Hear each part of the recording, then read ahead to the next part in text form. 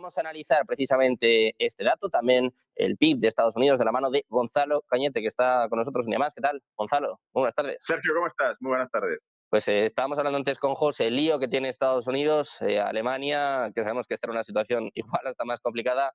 ¿Cómo sale de este dato? ¿Cómo afecta esto a su economía? Bueno, vale, pues vamos a ir por ambos datos. Primero, el dato de crecimiento de Estados Unidos ya lo quisiera Europa.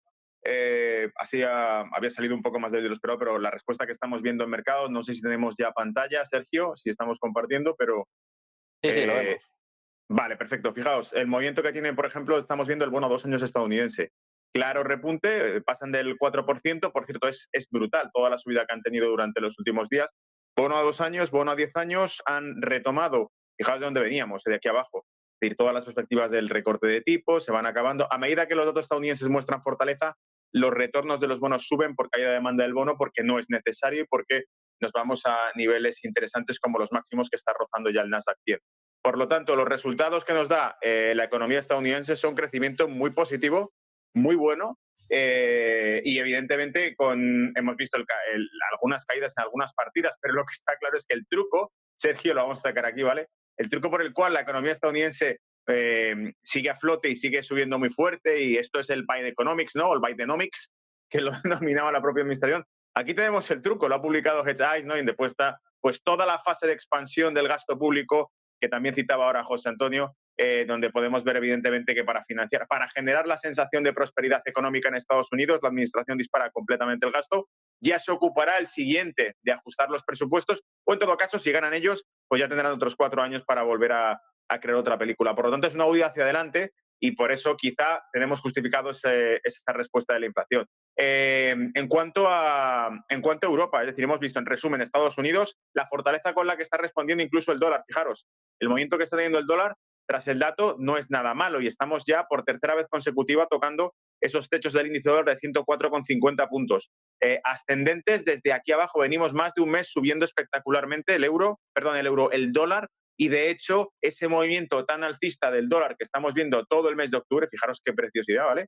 Todo el movimiento que estamos viendo del dólar, boom, justifica en realidad lo que hemos repetido durante mucho tiempo, que es el capital se desplaza, se sale del euro y se desplaza hacia el dólar. He repetido esto durante meses, llevamos más de un año así, diciendo que evidentemente la ausencia de crecimiento económico en la zona euro desincentivará los capitales, los depósitos, los activos en euros y los llamará hacia la economía estadounidense, que tiene tasas de crecimiento mucho más fuertes.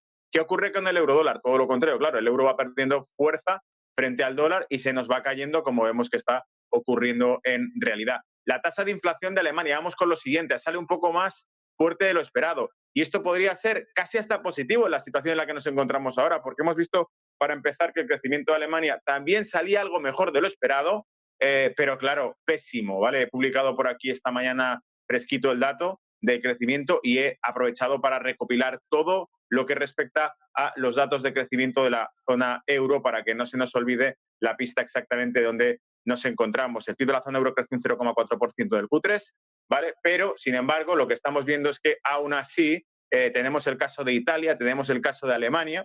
Alemania evitó una recesión técnica por los pelos con un crecimiento del PIB del 0,2% del Q3, pero sigue por debajo de los niveles prepandemia. La tasa de crecimiento anualizada para 2024, es decir, si ahora mismo cerrásemos los números y dijésemos con esta proyección, con esta progresión, ¿cómo terminamos el año en Alemania? Con una contracción de su economía del 0,2%. Se retrotrae, se cierra, se cae. Por lo tanto, estamos viendo que, evidentemente, esto muestra las debilidades estructurales, los altos costes energéticos provocados por las sanciones estadounidenses impuestas a Europa, que asimismo las impone sobre Rusia y que hace que no pueda seguir utilizando el recurso energético que durante años le ha servido para la industria alemana. Tenemos el desempleo subiendo en Alemania, Volkswagen enfrentado a posibles despidos masivos, tenemos también Mercedes anunciando que para la producción, tenemos incluso por el lado de Francia, Air France, KLM también anunciando que necesitan subsidios para las compañías aéreas por las sanciones impuestas a Rusia, que hacen que el coste aéreo se dispare para las compañías europeas. En definitiva, Europa, debilidad, repunte de la inflación de Alemania nos mostraría quizá que las cosas no van mal.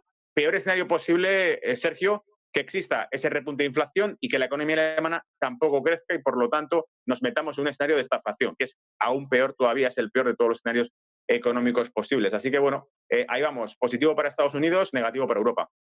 Bueno, pues el foco puesto en Alemania, sobre todo en Estados Unidos. Muchas gracias, Gonzalo, por estar con nosotros un día A más. Un placer, vosotros, como siempre. igualmente.